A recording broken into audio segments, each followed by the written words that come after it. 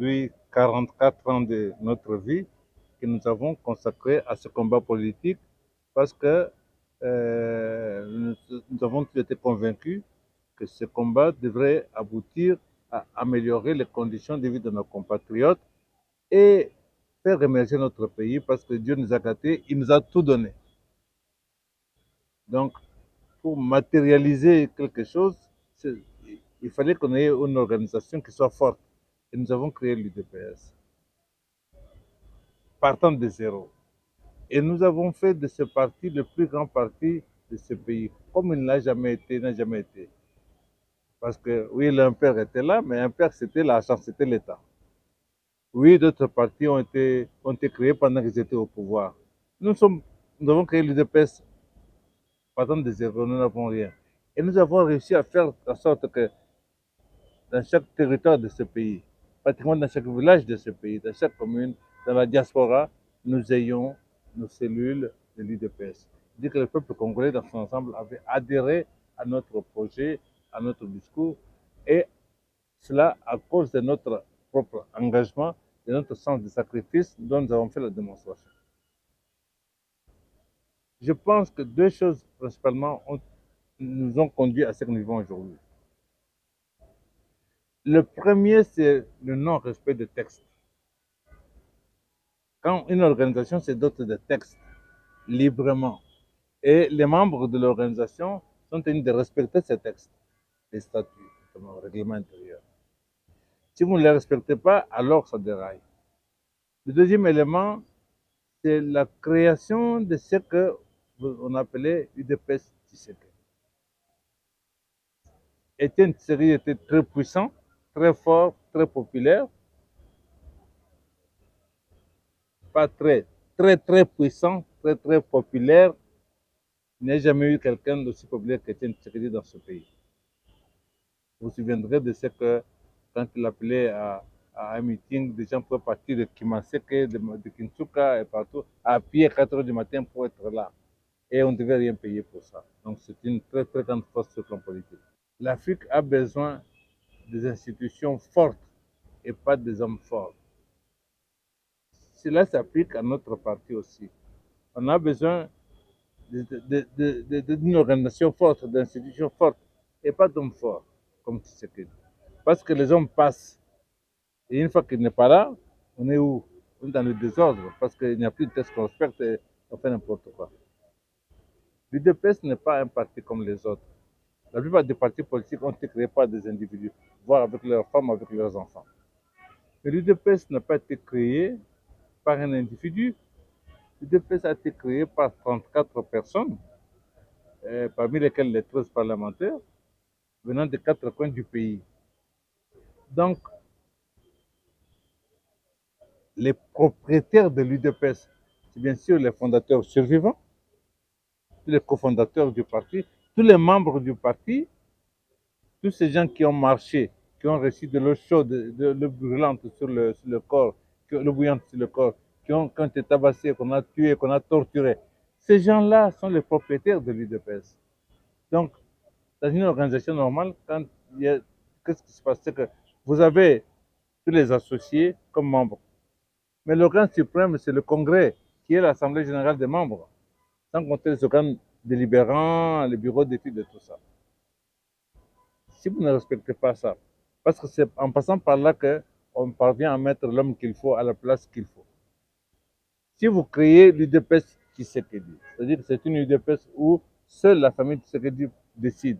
Elle peut modifier les statuts comme elle veut, elle peut nommer qui elle veut, elle peut. C'est ça. Alors, il n'y a plus de problème de statut qui compte quelque part. C'est sûr que les Kabouis et autres se retrouvent nommés secrétaire général. Est-ce que c'est parce que c'était le meilleur candidat à ce poste-là, compte tenu de ce que cela représente?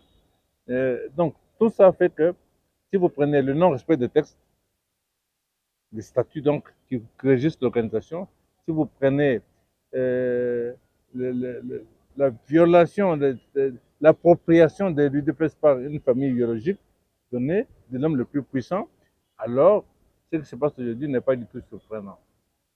À quel moment? À un moment où notre pays n'a jamais été aussi menacé dans son intégrité physique ou territoriale. Au moment où nous avons besoin des organisations politiques très fortes, capables de mobiliser tout le peuple congolais, de le mettre debout pour sécuriser, pour protéger, pour être en solidarité avec nos frères de l'Est du pays, nos frères et sœurs de l'Est du pays. C'est à ce moment-là que l'UDPS est défaillante, alors que c'est de ça on attendait d'elle. À quel moment? À un moment où la situation sociale est grave, gravissime, donc même, et que ces deux éléments mis ensemble, la situation sécuritaire, la situation sociale du pays, peuvent faire éclater notre pays. La menace sécuritaire est très, très sérieuse. Le Rwanda et ceux qui sont derrière lui ont mis à nos frontières ici au Congo-Brazzaville, ont acquis des terrains là-bas, ils en ont acquis au nord du pays. C'est-à-dire qu'au moment où nous parlons, ils sont ici à Kinshasa dans des hôtels ou des appartements avec des armes, tout ce qu'il faut, donc tout ce qu'il faut pour nous déstabiliser. Et à ce moment-là, le seul parti qui était capable de mettre le peuple debout, il est neutralisé. Et ça, c'est vraiment malheureux. C'est malheureux. Et nous sommes gros. Et pour répondre plus précisément à votre question, pour moi, il n'y a pas mille solutions. La solution, la seule qui s'impose, c'est laquelle?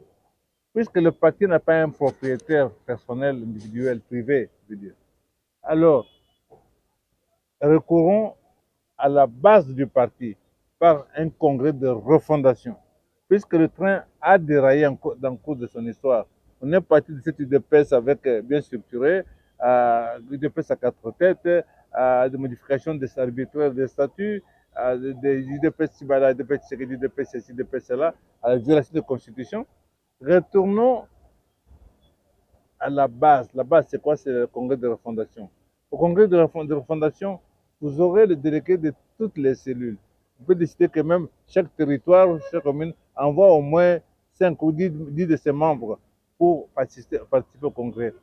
Tous les cadres du parti, c'est-à-dire que tous ceux qui ont exercé, qui ont assumé des responsabilités à niveau donné du parti, qui sont là, que la diaspora soit présente, que nous puissions pendant une semaine ou 10 jours nous retirer pour repenser notre parti et adapter nos statuts dans l'environnement d'aujourd'hui pour qu'il y ait ce congrès de refondation. Moi, je l'appelle congrès de refondation parce que nous devons repenser ce parti, nous devons le repenser, repenser les objectifs, repenser l'environnement politique et géostratégique national, africain et international. Nous devons repenser tout ça. Donc, pour nous, il faut un congrès de refondation. Notre souhait à nous, c'était que ce congrès ait lieu avant la rentrée parlementaire de septembre. Donc le plus tôt serait le mieux. À ce moment-là, il reste aujourd'hui 4 survivants de 13 parlementaires. Nous pouvons, puisqu'il n'y a aucune contestation sur le plan de leur légitimité historique, à ce moment-là, à leur niveau, eux peuvent initier ce congrès, n'est-ce pas? Et s'entourer des cadres parmi les plus aptes politiquement, intellectuellement, pour organiser ce congrès de refondation. Comme la rentrée parlementaire c'est le 15, l'idéal aurait été que ce congrès se tienne autour du 5 septembre, par exemple, même pendant une semaine, on a besoin de ça, et que lorsqu'il y aura la rentrée parlementaire, l'UDPS est debout, est de nouveau debout. À ce moment-là, on appellera nos députés. Le parti appellera ses députés pour maintenant leur donner de la matière, pour leur donner des idées, pour leur donner des orientations. Aujourd'hui, les députés n'ont qu'une orientation. À ce moment-là, le parti appellera ses ministres pour leur donner de la matière, pour leur renouveler leur cahier de charges. Hein? Ce qu'on veut voir, on veut voir être fait pour ce pays, pour cette population, comment y arriver. Concrètement, qu'est-ce qu'on devait faire? À ce moment-là, peut-être progressivement, ce slogan du peuple d'abord se ressentira dans l'action réelle parce que le parti debout pourra donner des instructions précises, donnant un cahier de charges à chacun des ministres. Aujourd'hui, vous avez des ministres. Vous prenez le ministre de l'Environnement. Il est ministre de l'Environnement, il a quel cahier de charges? Vous prenez le ministre de la Défense, il a quel cahier de charges? Il est nommé, il est là, il arrive. Bon, maintenant, il se gratte la tête, il dit qu'est-ce que je vais faire? Vous voyez un peu le problème. Et c'est pour ça que le pays ne peut pas marcher. Alors, nous devons nous assumer, nous sommes le grand parti, le parti pour lequel beaucoup de Congolais ont payé de leur vie. Nous avons le devoir de faire ça. Une fois que le parti est debout, nous allons entrer dans des séminaires sur chacun des thématiques, chacune des thématiques, pour pouvoir préciser nos orientations, notre ligne de conduite, hein, notre programme. Et à ce moment-là, le ministre, là où il est chargé par rapport aux attentes que nous avons. On veut voir réaliser des choses sur des réformes fondamentales. Aujourd'hui, vous avez au Parlement 75%, je pense, de majorité. Quel, est, quel, est, quel a été l'apport sur le plan économique, sur le plan sécuritaire? Rien. Maintenant, c'est pareil. Donc, on commence une nouvelle législature. Un an est vite passé, n'est-ce pas, depuis les élections, il reste 4 ans. Donc, en 4 ans, si on écoute ce que nous, les pionniers, nous proposons, et que le congrès de refondation se tient au mois de septembre ici, dans la première moitié de septembre, je vous assure que en disant un an, vous sentirez déjà les choses parce qu'il y aura une succession de réformes qui vont faire en sorte que le peuple comprenne, réalise qu'effectivement, nous avons perdu du temps parce que ceux qui s'étaient battus pour l'UDPS, ceux que nous avons soutenus, les voici sont aux affaires maintenant. Et à ce moment-là qu'on pourrait dire l'UDPS est au pouvoir. Aujourd'hui, moi, je ne dis pas que l'UDPS est au pouvoir. Je sais que M. Tshisekedi Félix est président de la République, il est un des nôtres, mais on ne peut pas dire que la politique qu'il mène à ce stade, ni le gouvernement qu'il a, soit un gouvernement qui reflète le combat de l'UDPS.